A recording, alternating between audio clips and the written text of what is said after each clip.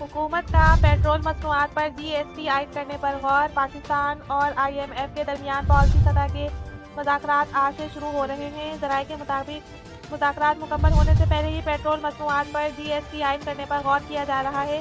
ज़राए ने बताया कि 70% GST आयद करने पर 30 रुपये तक का पेट्रोल कीमत बढ़ सकती है, जबकि हकाम का कहना है कि पॉलिसी मुज़ाकरात कामयाब होने पर नया जायज़ा मुकम्मल होगा।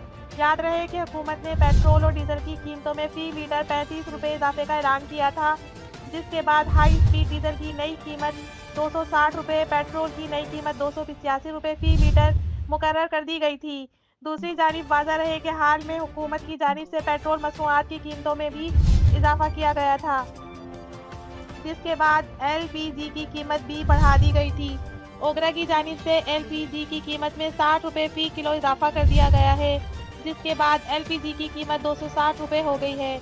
ओगरा ने फरवरी के लिए कीमत में इजाफे का नोटिफिकेशन जारी कर दिया है, जिसके मुताबिक 1 फरवरी से फी किलो NPG 60 रुपये किलो, घरेलू सिलेंडर 700 रुपये और कमर्शियल सिलेंडर 2700 रुपये महंगा हो गया है।